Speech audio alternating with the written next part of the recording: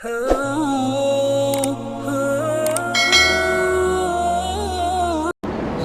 عليكم ورحمة الله وبركاته. الحمد لله. اللهم صل على سيدنا مولانا محمد وعلى آل سيدنا مولانا محمد وبارك وسلم. الحمد لله نحمده ونستعينه ونستغفره ونؤمن به ونتوكل عليه ونعوذ بالله من شرور أنفسنا ومن سيئات أعمالنا. من يهده الله فلا مضل له ومن يضلله فلا هادي له. فأعوذ بالله من الشيطان الرجيم. بسم الله الرحمن الرحيم. والفجر وليال عشر والشفع والوتر والليل إذا يسر. صدق الله العظيم. عزیزان گرامی،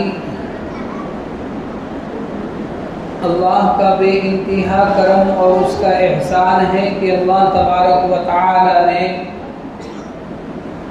ہم پر اور آپ پر اور پوری انسانیت پر گاہے بگاہے رہ کر ایسی رحمتوں کا نزول کرتے ہیں جس رحمتوں کو پانے کے بعد اللہ کا بندہ مقرب ہو جاتا ہے.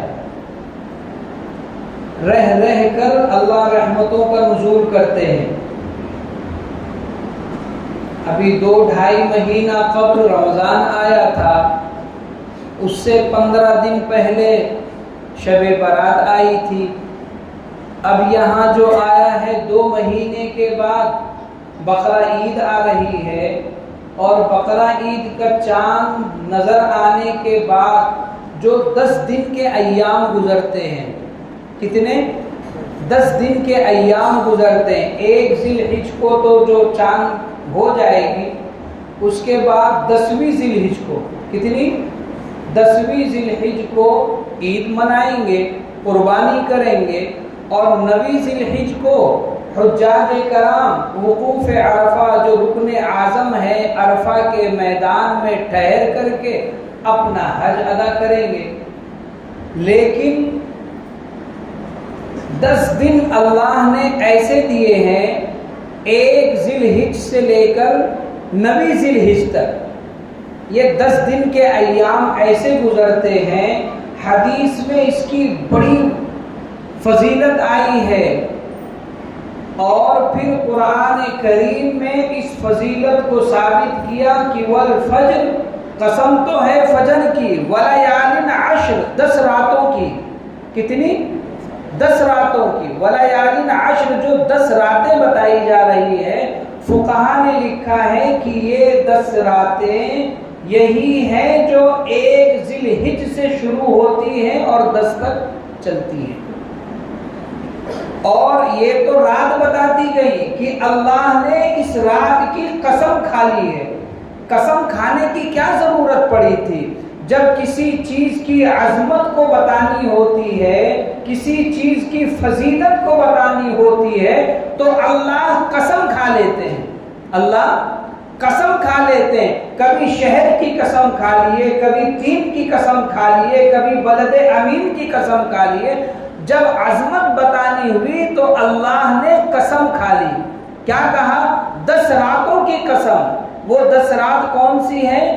1 ذی الحج سے شروع ہوگی اور 10ویں ذی الحج تک. اور اس کی فضیلت میں کیا بتایا گیا کہ بندہ پورے سال عمل کرے، لیکن ان 10 راتوں میں جو عمل کرے گا اللہ اس کو جتنا پسند کریں گے اتنا کسی کو نہیں کرتے. اس کی عظمت بتا رہے ہیں کہ اس رات میں بندہ، اس دن میں بندہ جو عمل کرے گا اللہ اس کو حد درجہ پسند کریں گے.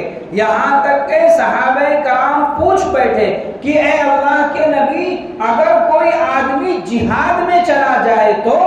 اللہ کے نبی نے فرمایا کہ جہاد سے بھی زیادہ اللہ اس دن کی عبادت کو پسند کریں گے. ہاں، لیکن ایک ایسا شخص جو اپنے جان کو اور جو اپنے مال کو لے کر جہاد میں چلا جائے اور کچھ واپس نہ لے کر آئے، یعنی اس کی جان بھی اس کا مال بھی چلا جائے تب تو اللہ اس کو پسند کریں گے، لیکن جان اور مال لے کر کے گیا، جان تو لوٹ آئی، شہید نہیں ہوا، تو اللہ اس بندے کے عمل کو زیادہ پسند کریں گے جو 10 ذی الحجہ کے درمیان عمل کرے گا۔ اتنی عظیم فضیلت بتائی گئی، اور اس کی فضیلت میں لکھا کہ اگر بندہ اس دن میں روزہ رکھ لے، کیا رکھ لے؟ روزہ رکھ لے، اس کے روزوں کا ثواب 1 سال کے برابر، اس کے روزوں کا ثواب 1 سال کے برابر ہے، رات کی عبادت شب قدر کے برابر ہے۔ میرے عزیزو، یہ جو باتیں تمہیں بتائی جا رہی ہے، اس سے یہ بات واضح ہو رہی ہے کہ اللہ بندے پر کتنا مہربان ہے، اللہ کی رحمت، اللہ کی دریائے وسعت کتنی وسیع ہے کہ بندہ ابھی رمضان پایا تھا، عبادتیں کیا تھا، کچھ تھوڑے موڑے گناہ بعد میں ہو گئے تھے، اللہ نے پھر دے دیا دن، اللہ نے کیا دے دیا؟ پھر دن دے دیا، اور کہہ رہے ہیں کہ میں ناراض تو ہوں، لیکن یہ ناراضگی دائمی نہیں ہے، یہ ناراضگی میری ہمیشگی والی نہیں ہے، یہ ناراضگی ایسے نہیں ہے کہ میں تمہیں راندے درگاہ کر دیا، میں نے اپنے لیے تمہارے لیے دروازہ بند کر دیا، نہ، دن میں ناراض کیے ہو شام میں آ جاؤ، رات میں ناراض کیے ہو صبح آ جاؤ، لمحہ بھر تم نے غلطی کی ہے، تم احساس ندامت جگا لو، 2 بوند آنسو بہا لو، آ جاؤ میرے در پہ، میں تمہارا رب لگتا ہوں، میں تمہیں معاف کر دوں گا، میں تمہیں معاف کر دوں گا۔ یہ دنیا والوں کا ڈر نہیں ہے کہ دل میں کینہ رکھ لیں گے، چہرہ دیکھنا پسند نہیں کریں گے، تانے پر تانے دیں گے، تم 1000 گناہ کر کے آؤ، کتنا گناہ کر لو، لو بلغت ذنوبک عنان السماء، زمین و آسمان کے درمیان کا خلا تم گناہوں سے بھر لو میری نعمت کو، لو میرے اکرام کو، لے لو میری دی ہوئی چیزوں کو استعمال کرو، لیکن تم مجھے ناراض کرتے ہو نا، مجھے کوئی پرواہ نہیں۔ یہ دن جو اللہ دے رہے ہیں، یہ صرف اور صرف اسی لیے دے رہے ہیں کہ میرا بندہ مجھ سے معافی مانگ لے، اور نام اعمال میں جو گناہ لکھے گئے ہیں اس گناہوں کو دھو لے اور رحمت کا متلاشی ہو جائے، اور تاکہ کل قیامت کے دن جن انعام و اکرام کے دینے کا میں نے اعلان کیا ہے وہ اس کا کیا بن جائے؟ مستحق بن جائے۔ اس لیے اللہ نے یہ راتیں عطا کی ہیں، لیکن رات شروع ہوگی کب سے؟ 19 تاریخ سے۔ کب سے؟ 19 تاریخ سے۔ آج 16 تاریخ ہے۔ جس کی زندگی وفا کرے گی وہ دن تو پائیں گے، اور جس کی زندگی وفا نہیں کرے گی وہ ذخیر آخرت ہو جائیں گے، شہر خموشہ کو چلے جائیں گے۔ دعا کرو کہ اے اللہ وہ دن ہمیں عطا کر دے، وہ دن ہمیں عطا کر دے، اور ایک روزہ رکھو گے 1 سال کے روزے کا ثواب، 1 رات عبادت کرو گے شب قدر کی عبادت کرنے کا ثواب۔ اور اللہ کے نبی نے فرد جذبات میں نہیں، امت کی محبت میں کہہ بیٹھے کہ اے لوگو کیا میں تمہارے بیماری کا علاج نہ بتاؤں؟ صحابہ کرام نے فرمایا کہ اللہ کے نبی بتائیے، اللہ کے نبی بتائیے۔ اللہ کے نبی نے فرمایا توبہ استغفار کرو۔ کیا کرو؟ توبہ استغفار کرو، اللہ سے معافی مانگو، اپنے گناہوں پر شرمندہ ہو، اپنے گناہوں پر شرمندہ ہو۔ اور حضرت عباس رضی اللہ تعالی عنہ نے فرمایا کہ اللہ کے نبی یہ اتنا عظیم دن آیا ہے جس کی قسم اللہ نے کھائی ہے، تو ان دنوں میں ہم کیا کریں؟ اللہ کے نبی نے کیا فرمایا؟ کہو سبحان اللہ، الحمدللہ، اللہ اکبر، لا الہ الا اللہ۔ کتنے آسان کلمے ہیں، سبحان اللہ، الحمدللہ، اللہ اکبر اور لا الہ الا اللہ۔ اللہ کے نبی نے فرمایا جتنے تسبیح ہیں جس سے اللہ کا ذکر کیا جاتا ہے، یہ 4 کلمے جو ہیں وہ سب کے سردار ہیں، کیا ہیں؟ سب کے سردار ہیں۔ اور فرمایا کہ کیا تم میں کوئی ایسا شخص ہے جو احد پہاڑ کے برابر عمل کر لے؟ احد پہاڑ کے برابر عمل کر لے۔ مدینہ طیبہ کا سب سے بڑا پہاڑ کون سا ہے؟ احد پہاڑ ہے، جہاں غزوہ احد واقع ہوا۔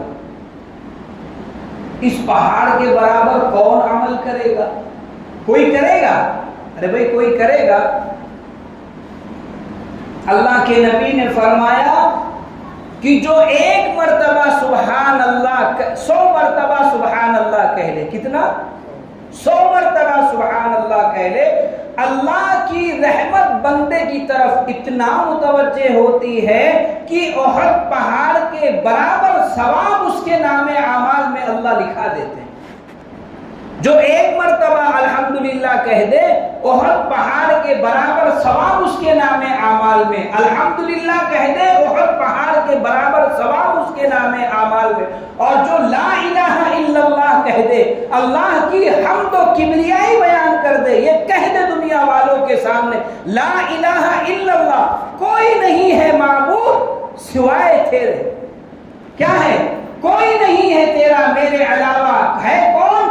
صرف اللہ ہے۔ بگڑی بنانے والی ذات اللہ کی ہے، دکھ درد میں کام آنے والی ذات اللہ کی ہے، سجدہ کرنے والی ذات اللہ کی ہے، دنیا کی ساری مصیبتوں کو دفع کرنے والی ذات اگر ہے، کس کی ہے؟ اللہ کی ہے۔ اے اللہ تو میرا خالق ہے، اے اللہ تو میرا مالک ہے، اے اللہ تیرا دنیا میں میرے علاوہ کوئی نہیں، کچھ بھی ہے تو اے اللہ تو ہی ہے۔ لا الہ الا اللہ، لا الہ الا اللہ جب کہے گا، اللہ کے نبی فرماتے ہیں کہ اس بندے کے نام اعمال میں اللہ احد پہاڑ کے برابر ثواب لکھیں گے۔ کتنا؟ احد پہاڑ کے برابر ثواب لکھیں گے۔ اور اتنے ہی نہیں کہا گیا، روایت میں آتا ہے فضائل ذکر، حضرت شیخ زکریا صاحب رحمۃ اللہ علیہ نے فضائل ذکر جو ہے ایک کتاب ہے، اس میں سے واقعہ فضائل اعمال میں ذکر کیا ہے۔ اس میں لکھا ہے کہ جو بندہ ایک مرتبہ نہیں 100 مرتبہ سبحان اللہ کہہ دے، کیا کہہ دے؟ 100 مرتبہ سبحان اللہ کہہ دے، اللہ اس کو جو ثواب دیں گے، کس درجے کا ثواب دیں گے جانتے ہو؟ وہ آدمی 100 عربی غلام اللہ کے لیے آزاد کر دے۔ 100 عربی غلام اللہ کے لیے کیا کر دے؟ آزاد کر دے۔ اور کہا گیا کہ جو الحمدللہ 100 دفعہ کہے گا، اللہ تبارک و تعالی 100 عربی گھوڑے 100 عربی گھوڑے مع ساز و سامان کے جہاد کے لیے اللہ کے راہ میں دے دے، اتنا ثواب اللہ اس کے نام اعمال میں لکھیں گے۔ اور پھر جب الحمدللہ کہے گا تو کیا کہا گیا کہ 100 اونٹ اللہ کی راہ میں ذبح کرنے کا ثواب ملے گا، اور ثواب ایسا نہیں رہے گا، مقبول ثواب اللہ کے دربار میں جسے شرف قبولیت سے نوازا جائے گا، اتنا ثواب اسے اللہ عطا کریں گے۔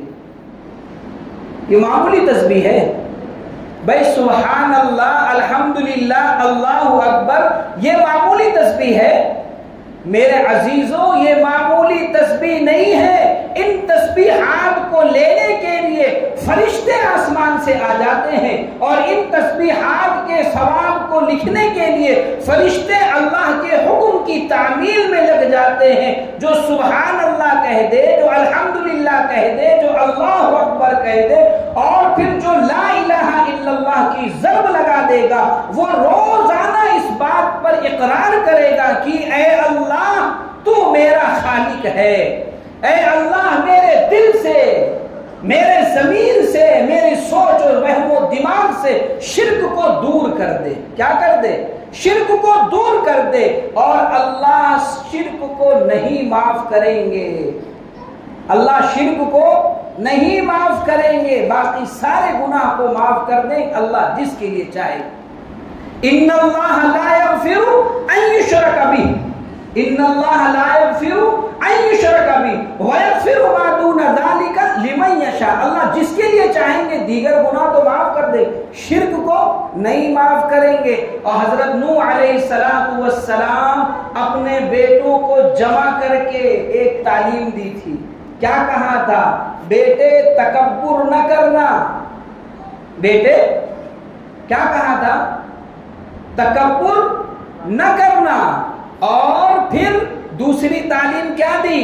بیٹا لا الہ الا اللہ کہتے رہنا۔ بتاؤ، نبی کا بیٹا ہے، کس کا بیٹا ہے؟ نبی کا بیٹا ہے، آدم ثانی ہے، دنیا ختم ہے، ان کے بعد دنیا وجود پائی ہے، اور کیا تعلیم دے رہے ہیں؟ بیٹا تکبر نہ کرنا، اور کام کیا کرنا؟ لا الہ الا اللہ کی ضرب لگاتے رہنا، تجدید ایمان کرتے رہنا، ہر دن تیرا ایمان تجدید ہو جائے، ہر دن تیرا ایمان نیا ہو جائے کہ اگر تو چھوٹا گناہ بھی کیا ہے تیرا گناہ اللہ معاف کر دے، اور پھر تو اللہ سے اپنا کیا لگا لے؟ لو لگا لے۔ گناہ توبہ تکبر نہ کرنا اور لا الہ الا اللہ کی کیا لگانا؟ ضرب لگاتے رہنا۔ اور آگے فرمایا جو نعمت اللہ نے دی ہے اس کا شکر ادا کرتے رہنا، اس کا شکر ادا کرتے رہنا۔ تو میرے عزیزوں، اللہ کا کرم ہے، اللہ کا احسان ہے کہ اللہ نے ابھی 2 مہینہ قبل رمضان عطا کیے تھے، کچھ ہماری بیٹریاں چارج ہوئی تھی، پھر گناہوں کے لطپت میں آ گئے، اللہ نے یہ پھر دن عطا کر دیا کہ عشرہ ذی الحجہ لے لو اور ان 10 دنوں کو بھنا لو، ان 10 دنوں کو کیا کر لو؟ بھنا لو، توبہ کر لو، استغفار کر لو، عبادتوں میں اپنی دل جمعی کو بڑھا لو۔ اور یہ جو 10 دن ملیں گے 19 تاریخ سے، ان میں ان ذکر اور اذکار کی کثرت کو اتنا زیادہ کر لینا کہ ہر دوست احباب کو یہ بات کی تلقین کرو کہ سبحان اللہ، الحمدللہ، اللہ اکبر اور لا الہ الا اللہ روزانہ صبح شام 100 دفعہ تسبیح پڑھیں گے۔ بھئی پڑھو گے نہیں پڑھو گے؟ ہر آدمی پڑھے۔ میں نے آپ کو ثواب بتا دیا، احد پہاڑ کے برابر ثواب، 100 اونٹ اللہ کی راہ میں ذبح کرنے کا ثواب، 100 غلام آزاد کرنے کا ثواب، 100 گھوڑے مع ساز و سامان کے جہاد میں بھیجنے کا ثواب۔ اتنا ثواب اللہ بندے کے نام اعمال میں لکھا رہے، اور کام کتنی دیر کا ہے؟ بھائی سبحان اللہ سبحان اللہ سبحان اللہ کہو گے تو میں تو کہتا کہ 5 منٹ لگے گا۔ کتنا منٹ لگے گا؟ 5 منٹ۔ الحمدللہ 5 منٹ۔ اور جب سبحان اللہ میں رفتار بڑھ جائے گی تو بقیہ تسبیحیں 3 منٹ میں ہو جائے گی۔ بقیہ تسبیح کیا ہے؟ 3 منٹ میں ہو جائے گی۔ اتنی عظیم تسبیح ہے۔ اور پھر جو آخر میں کہا گیا نا کہ جو 100 اونٹ اللہ کے راہ میں ذبح کروانے کا ثواب دیں گے اللہ، اور مقبول قربانی، کس کی؟ مقبول قربانی، اللہ اس کو قبول کر لیں گے۔ اونٹ ذبح کراتا ہے بندہ، ریاکاری اس میں شامل ہو جاتی، سارا علاقہ دیکھنے آتا ہے، سارے علاقے والے اس جانور کو دیکھنے آتے، اور یہ ایسی تسبیح ہے جو خفیہ طور پہ پڑھے گا، ایسا رازدارانہ طور پر پڑھے گا کہ اس کا رب جانے گا، وہ جانے گا، اور جس کو ثواب لکھنے کے لیے اللہ حکم دیں گے وہ فرشتہ جانے گا۔ کتنا خلوص سے بندہ پڑھے گا۔ اس لیے ان 10 دنوں میں ان تسبیحوں کا کیا کرو؟ اہتمام کرو۔ اور جب چاند نظر آ جائے، چاند نظر آ جائے 1 ذی الحجہ کو، تو جو حضرات قربانی کرانا کا ارادہ رکھتے ہو یا جو ہر سال کراتے ہو، ان کے لیے مستحب عمل یہ ہے کہ وہ ناخون اور بال وغیرہ نہ تراشیں۔ یہ حاجیوں کی مشابہت اختیار کرنا، جیسے حاجی ہے نا، جب تک اس کا حج ہو نہیں جائے گا، احرام کی حالت میں آ جائے گا تو بال نہیں کٹا سکتا ہے، مونچھ نہیں کٹا سکتا، ناخن نہیں کٹا سکتا، یہ مستحب عمل ہے۔ تو یہ آپ حضرات کریں گے، لیکن ہاں مونچھیں بڑی ہو گئی ہو، اوٹ کے نیچے آ رہی ہو، یا اس کا زیر ناف پڑ گیا ہو تو یہ کٹانا ضروری ہے۔ مستحب کے چکر میں گناہ نہیں لا دیں گے۔ ٹھیک ہے مستحب عمل ہے، آپ 1 تاریخ سے پہلے اپنے ناخن وغیرہ کو تراش لیں، بال وغیرہ کاٹ لیں، اور پھر جو حضرات قربانی کرانا چاہ رہے ہیں اللہ ان حاجیوں کی مشابہت اختیار کرنے کی بنا پر اللہ ان کے ثواب میں آپ کا بھی حصہ لکھ دیں گے۔ ایک تو کام یہ کرنا، اور دوسرا عمل میرے عزیزو، اس دن کیا کہتے ہیں ذی الحج کے مہینے میں ایک قربانی کا عمل آتا ہے۔ کیا آتا ہے؟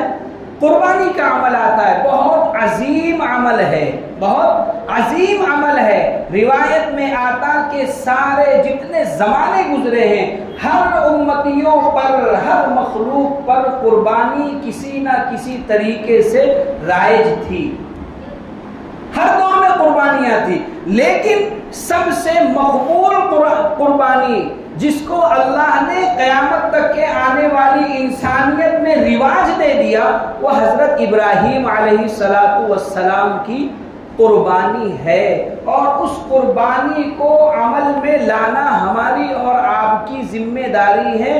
اللہ نے جس کو صاحب نصاب بنایا ہے اس کا منکر کافر ہے، قربانی کا منکر کیا ہے؟ کافر ہے۔ اِنَّا أَعْطَيْنَاكَ الْكَوْثَرَ فَصَلِّ لِرَبِّكَ وَانْحَرْ۔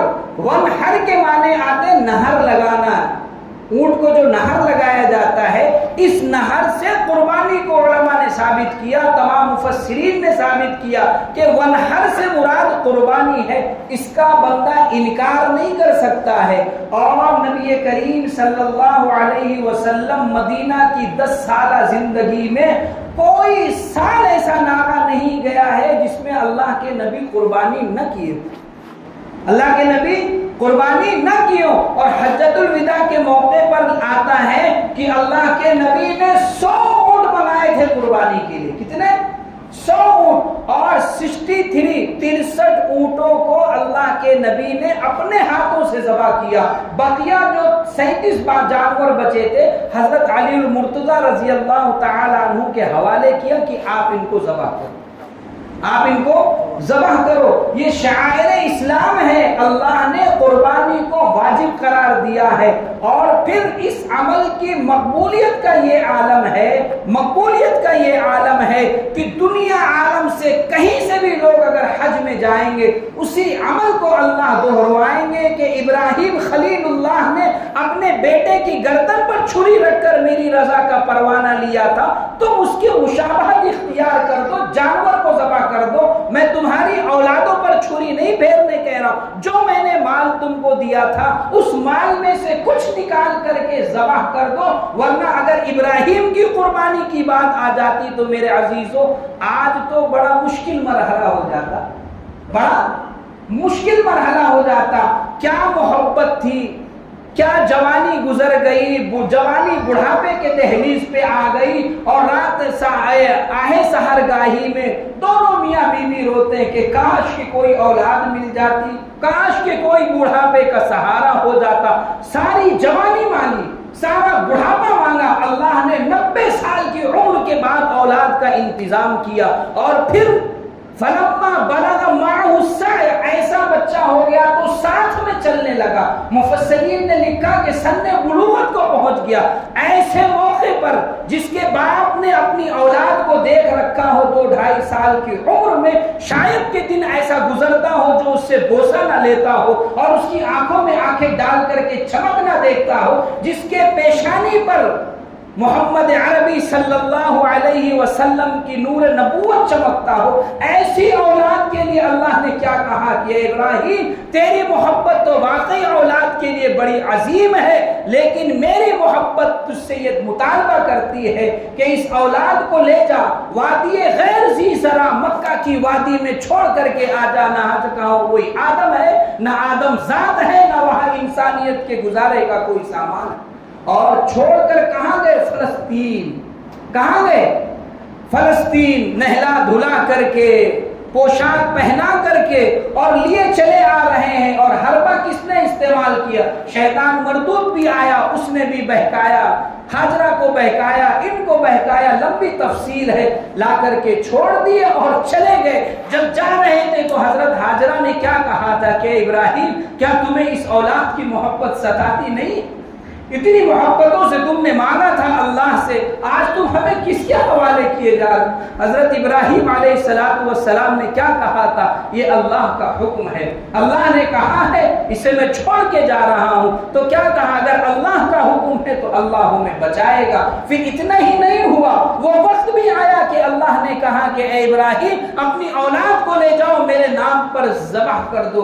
वो लंबी तफसील वक्त नहीं है कि मैं पूरा वाक़या बयान करूं, लेकिन मेरे अजीजों, अल्लाह की रज़ा को पाने के लिए हजरत इब्राहीम अलैहिस्सलाम ने अपने बेटे की गर्दन पर छुरी फेरने के लिए तैयार ही नहीं, छुरी फेर दिए। वो तो जब आंख खुली तो देखा कि अल्लाह का करिश्मा कुछ और था, वहां दुम्बा लेटा हुआ था, लेकिन अमल कर गुजरे थे। वही अमल हमें करना है, लेकिन शक्ल ये बताई जा रही है कि जानवर को ला करके ज़बह करना है। मेरे अजीजों, जानवर का खून जमीन पर गिरने से पहले अल्लाह बंदे के सारे गुनाह को माफ कर देते हैं, और माल दिया अल्लाह का है। अल्लाह कहते हैं कि ये अमल कर लो, अल्लाह की रजा पा जाओगे, अल्लाह की खुशनुदी पा जाओगे, और कल क़यामत के दिन अल्लाह इस जानवर को मासीन बाल खुर के जमा करेगा, और ये अमल आपका इतना महबूब अल्लाह के नजदीक हो जाएगा कि इनको अल्लाह ज़ख़ीर आखिरत में शामिल कर देंगे। इसलिए हर आदमी नियत करे कि हम कुर्बानी करेंगे। अगर अल्लाह ने हैसियत दी तो बकरा ले आओ, अगर हैसियत नहीं है तो बड़े जानवर में हिस्सा ले लो, आप 4-6 लोग मिलके कर लो। और अगर वो भी मुश्किल होता है तो मदरसे की जानिब से जो कुर्बानी का हर साल नज़्म होता है, फी हिस्सा 2000 रुपए, आप उसमें हिस्सा ले लो। ये भी एक तरीका है कुर्बानी कराने का। लेकिन कुर्बानी से मुफर इख्तियार न करो, राह फरार इख्तियार न करो। अल्लाह के नबी ने उम्मत के ऊपर इतनी गैरत दिखाई थी कि एक जानवर अल्लाह के नबी ने ज़बह फरमाया और ये फरमा दिया कि मेरी उम्मत के ये उन लोगों की तरफ से कुर्बानी है जो कुर्बानी नहीं कर सकते। और अगर अल्लाह ने आपको इस्तिताअत दी है तो अल्लाह के नबी के भी नाम पर आप कुर्बानी करा सकते हो। लेकिन एक मसला सुन लो अच्छी तरह, जो आदमी दुनिया से जा चुका है उसकी कुर्बानी नफली होगी। बेटा कमाता है, बैंक बैलेंस उसके पास है, साहिब निसाब वो बना है, और जब कुर्बानी कराने का मसला आता है तो कहता है कि अब्बा के नाम पे कर दो, अम्मी के नाम पे कर दो, जबकि वो इंतकाल कर चुके हैं।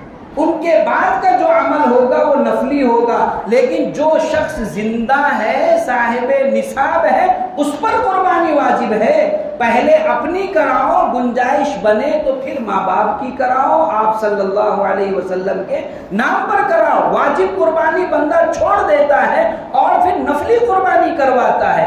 ये मसला भी अच्छी तरह याद कर लो। और तीसरी बात ये सुनते चलो कि बहुत से दोस्त यार मिलेंगे, वो आपसे कहेंगे कि एक बकरा ले आओ, सबकी तरफ से हो जाएगा, एक बकरा ले आओ, सबकी तरफ से हो जाएगा। तो हम कहते हैं जैसे नमाज पढ़ना फर्ज वाजिब, कुर्बानी करना वाजिब, ज़कात देना वाजिब। तो भाई सारे लोग नमाज पढ़ने आते हो, बाप भी आता, बेटा भी आता, बीवी घर में पढ़ती है, तो मियाँ मस्जिद में आ जाओ, घर वालों को सुला दो कि मैं पढ़ के आ रहा हूँ, सबकी तरफ से अदा हो जाएगा, सबकी तरफ से अदा हो जाएगा।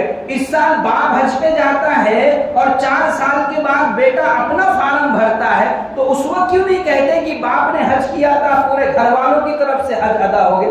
अल्लाह के बंदो, ये वाजिब है। जब वजूब का वक्त आएगा तो कुर्बानी वाजिब होगी, साहिब निसाब को कुर्बानी देनी पड़ेगी आपको। ये क्या कहना कि एक की तरफ से हो गई।